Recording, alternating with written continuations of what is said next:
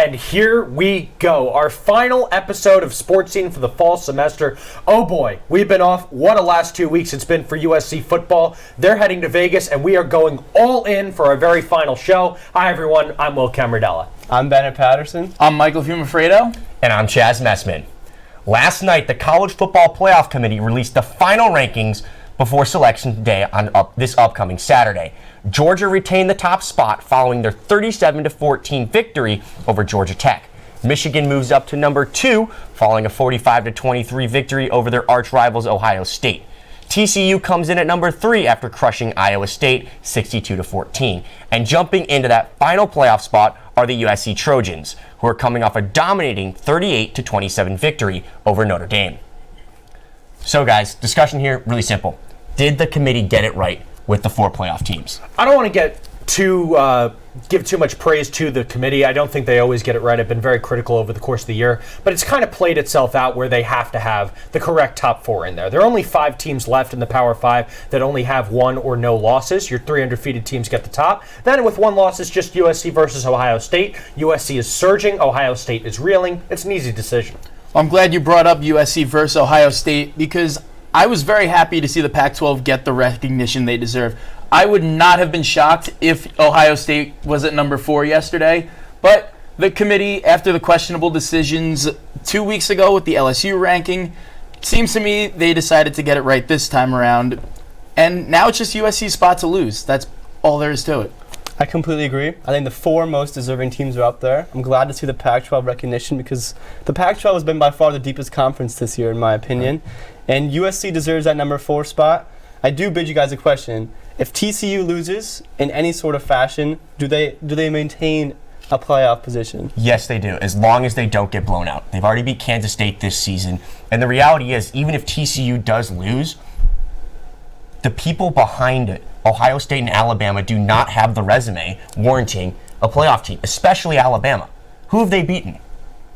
There's a lot of fraudulence once you get past 5 if you take a look at it. Okay, who are we putting in? Penn State, who's lost twice, Tennessee without their starting quarterback. Even if USC and TCU was both to lose, Ohio State's the only team that could really click back in there at that point. Why don't they get a little bit crazy and throw Tulane in there? They're the top group of 5 team out there. They happened last year. Maybe we might have to do it again if things get a little too crazy for them. They'd get it in the 12-team playoff. I'll give them that. Definitely. I mean, speaking of the 12-team playoff, guys, how awesome do you think it would be to see all these players and all these teams through championship weekend? I think I saw a stat that 25 teams would still be alive for a playoff spot coming into championship weekend. And I think that's all we can ask for. But when it comes to this week, as you said, the playoff committee got bailed out, and it is pretty simple to find that there are so many things that this could have gone wrong. But for USC, everything just kind of fell exactly where it needs to go, and they're in a situation where if they win, and they're in. I completely agree. It's USC's destiny to control. Hopefully they win it out. I would love to see a USC-Georgia game, but if not, who knows? Let's toss it to Michael. It's official. USC will play Utah in the Pac-12 championship game in Las Vegas this Friday. Head coach Lincoln Riley spoke Saturday about the opportunity to play for a title. We're excited to be in that game. It's a ring game. Those are hard to get to, and they're fun. I've had a chance to be in a couple of them. They're a lot of fun. I'm glad our team gets our shot. So whoever it is, we know it's going to be, obviously, so whoever qualifies for it's pretty darn good too, right? Like they got there too. So we'll get ready to go play a big game. Thank you.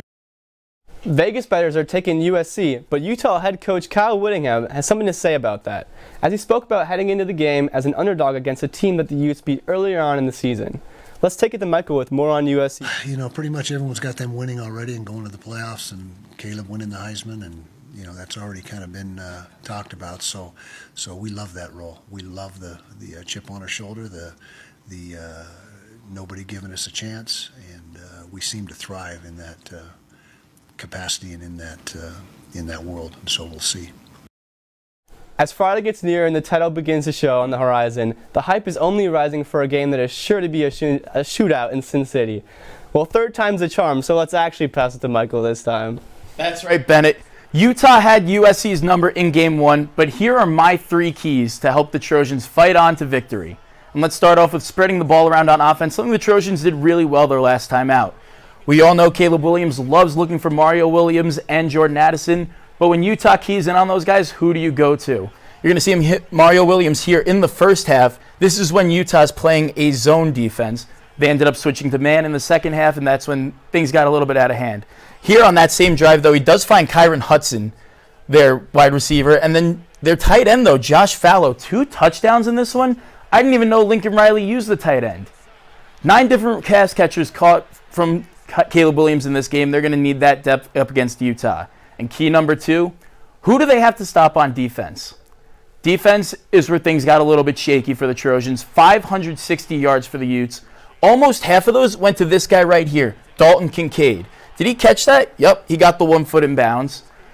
USC's got to be focusing on Kincaid throughout practice this week, slowing him down just a little bit. That's going to go a long way for SC. And then finally, they just got to play fundamental football. 12 total penalties for the Trojans. Here you're going to see a roughing the passer call. Wipes off a Kalen Bullock interception. But when it matters in the fourth quarter, it got a little bit worse. 3rd and 6, another roughing the passer. You can see it clearly there. That would have been a punt for Utah. Ends up being a first down. Offense isn't off the hook. If you saw Mario Williams at the top of your screen, he went a little bit early, wipes off this beautiful Caleb Williams run for a first down. So USC cleans up those mistakes throughout the year. We saw it in most games, but if they do that against Utah, it's their Pac-12 championship and playoff spot to lose. Bennett, guys, back to you. Thank you, Michael. That's what Utah looked like in Week 7, but let's check out how the Utes been playing recently, following a massive win this past weekend over Colorado. The Utes came out absolutely scorching and managed to take a whopping 42-0 lead at halftime. Cam Rising's stellar first-half performance of 3 touchdowns allowed the Utes to make the switch to backup quarterback Bryson Barnes early in the second half. However, it was Utah running backs that led the way, exploding for 383 yards as 3 separate rushers combined for 5 touchdowns, helping to give Utah the 63-21 win. Coming off this big win, what does Utah need to do to continue to produce these numbers in a similar fashion this weekend? Simple. Run the football.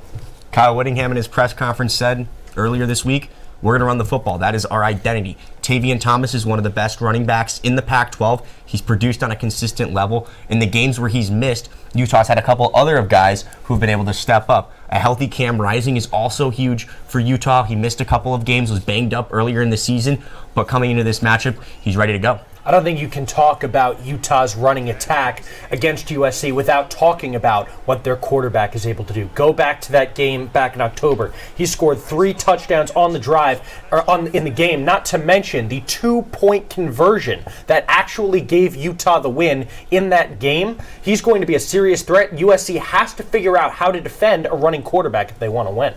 Well, I think it starts on offense. That's what this team's been doing all year. It's letting the offense score, and then teams got to come play from behind. USC's leading the entire NCAA with a plus 22 turnover differential.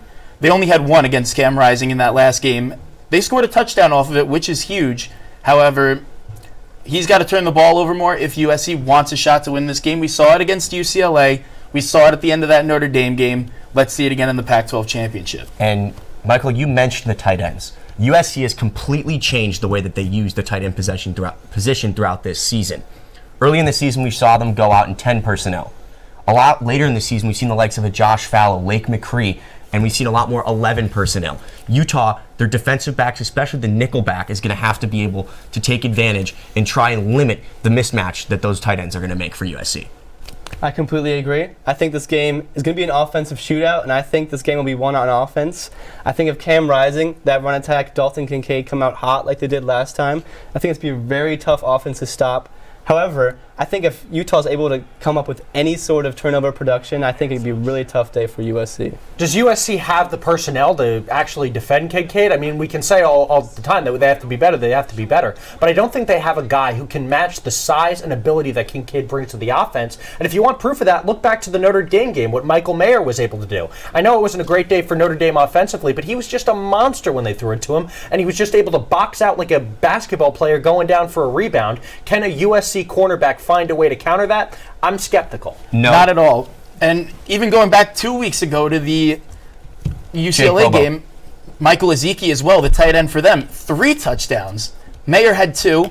However, at the very end of the Notre Dame game, if we looked at that last play, you saw Drew Pine, their quarterback, wanting to go to Michael Mayer. They had to switch it over because of the defense, and that's when Caleb Bullock got the interception.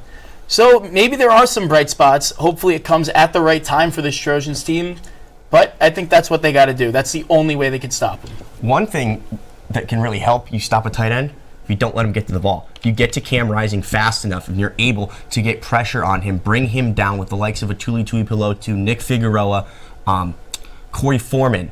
If those guys get to Cam Rising, they have a shot to really limit the ability that Dalton Kincaid can have. I think that's a great point. USC's actually done a very good job this year getting to the quarterback, and not to mention Cam Rising has been playing hurt the last couple of weeks. Maybe you rattle him, maybe you throw him off his game, maybe you knock him out of the game entirely. There's going to be a lot to watch for on Friday, no doubt about it. But with practice resuming for the Trojans this week, defensive coordinator Alex Grinch said on Tuesday his defense needs to make significant strides ahead of Friday's championship game. I think that a step would be minimal. I mean, we got to take leaps forward. You know, we got to find ways to win in man coverage. We got to have a coordinator that has some confidence in what we call man coverage. That my man's not going to catch the football. And obviously, all it's coaching. You know, we got to put him in better situations to be successful. There will be a special emphasis on defending tight ends during practice this week. Utah's Dalton Kincaid torched USC for over 200 yards receiving in October's game, one of the best tight end performances in school history. Of the 10 touchdowns the Trojans have given up in their last 2 games, 5 have come from the opponent's tight ends. It will be a short week of prep for USC with just 6 days separating their final regular season game and Friday's trip to Las Vegas. USC's last 2 games have not only boosted them into the playoff rankings, but have also given the Trojans annual bragging rights over classic rivals UCLA and Notre Dame. USC and UCLA's historic bad blood was on full display in their most recent affair at the Rose Bowl. The back-and-forth shootout resulted in a 48-45 victory for the USC Trojans. Quarterback Caleb Williams continued his miraculous season as he tallied a total of 503 yards, the most by any player in the rivalry's history. Trojans defensive end Corey Foreman picked off quarterback Dorian Thompson-Robinson in the final minutes of the game, putting a defeat to the Bruins' dreams and crushing DTR's inflated ego. The Trojans wrapped up their regular season with a resounding 38-27 win over Notre Dame. The win gives USC an 11-1 record to end its 12-game schedule, its best regular season record since 2008. The Trojans' final home game on Thanksgiving weekend was played in front of a crowd of over 72,000, and those fans had a lot to cheer for as the game progressed. The Trojans scored on their opening drive and never trailed from there. SC allowed just 7 points in the first half and scored 3 second-half touchdowns to keep the Irish at bay. The Trojans' offense was electrifying once again against the vaunted Notre Dame defense thanks to an outstanding performance from Caleb Williams. Williams was 18 for 22 passing for 232 yards and a touchdown pass and did not turn the ball over for the 9th time this season. That stat line does not reflect just how electric he was in the pocket, escaping a ferocious Irish pass rush to extend plays and find receivers in scramble drills over the course of the night. Williams was also dynamic running the ball, scoring 3 touchdowns on the ground. Austin Jones continued to make the most of his opportunity, running for over 150 yards on 25 carries. The Trojans showed a lot of growth defensively last Saturday night. The 27 points USC allowed to the Irish was the second fewest given up to a ranked opponent. The key to USC's defensive success was limited Notre Dame's running attack. The Irish averaged over 180 rushing yards per game, but could not eclipse 100 as a team against the Trojans. USC continued its exceptional turnover production, forcing 2 Irish turnovers both in the second half to stave off a comeback attempt. A Raylan Goforth fumble recovery on a botched exchange at a Notre Dame's first drive of the third quarter, and a Caleb Bullock interception in the game's final 5 minutes put this game on ice. So after taking down the Irish with the world watching, was this USC's best win of the year? I still think it's got to be UCLA. When you look at all the factors contributing into what happened for USC to win that game, on the road, rivalry game, starting the game down 14, all of USC's strengths are USC's weaknesses. All of UCLA's strengths are USC's weaknesses. But we saw almost flawless games from both sides of the football. And especially when you take into account the fact that multiple people had UCLA winning this one, you got to credit them in some way to bringing the victory bell back to USC. You also mentioned the fact that the crowd at the Notre Dame game was so large. I was on the field during the UCLA game. our student section looked just as packed as UCLA's. So that might have been where the energy started for USC, and they carried it into the Notre Dame game, but UCLA was our monumental win of the season. I wouldn't say 45 points against UCLA was a flawless defensive production. I think this past Notre Dame game, personally, was the best game of the year. I think it was the most well-rounded performance by the Trojans. I'm a defensive man, so I love to see the Trojans actually finally put a stop to the offense. And I think for that reason, this was by far our best win.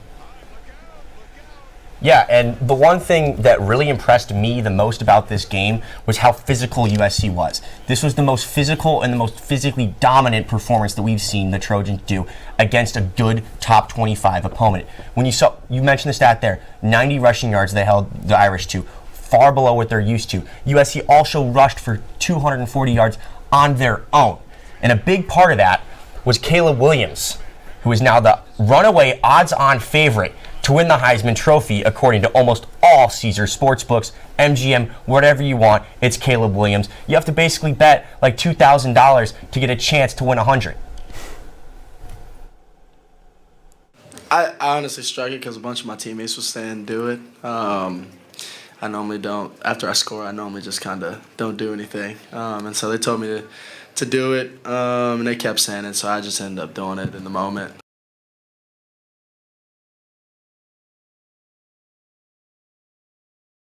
He's broken so many USC records, throwing for 34 touchdowns compared to only 4 interceptions. He's rushed for another 10 touchdowns and set the single-season record for USC in quarterback rushing yards.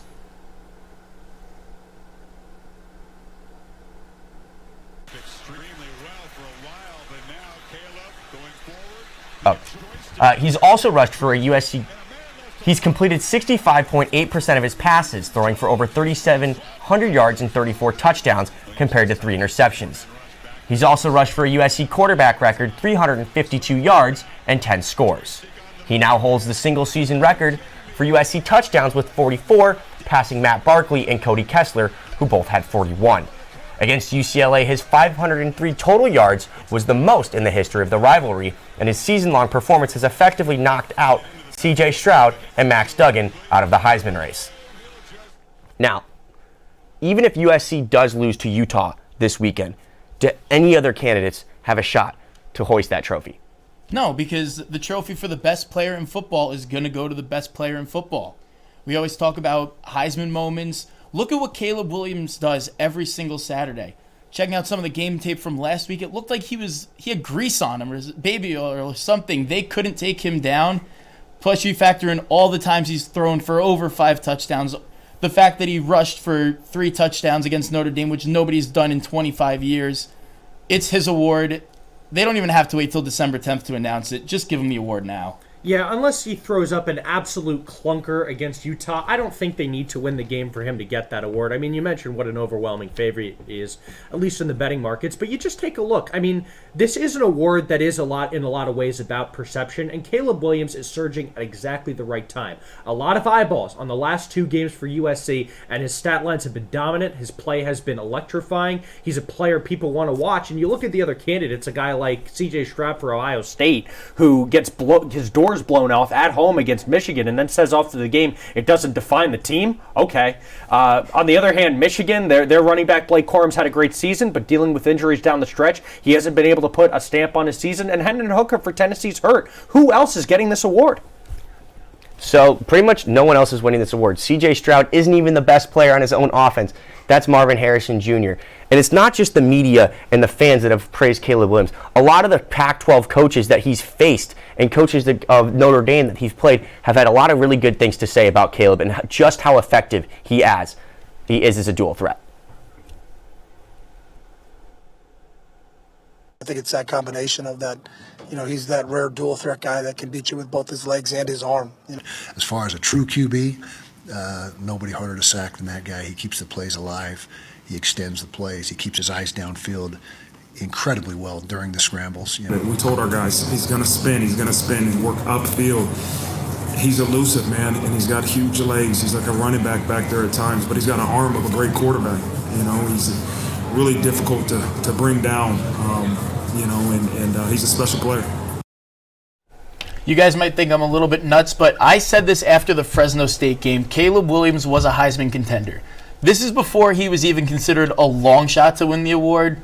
People called me a little bit crazy, but who's laughing now? Well, you take a look at what he's been able to do the last couple of weeks, and you hear what the coaches have said. How hard is he to defend if you're game planning for him? Look at the Notre Dame game. I mean, they got a great pass rush against him. The Notre Dame defensive linemen were winning the matchups, and Caleb Williams just kept making plays. It's an unbelievable thing to watch, and as a guy who maybe is a little more conservative when watching football, sometimes I just want him to throw it away, but when he keeps making the plays, I just have to throw my hands up, as do opposing defensive coordinators.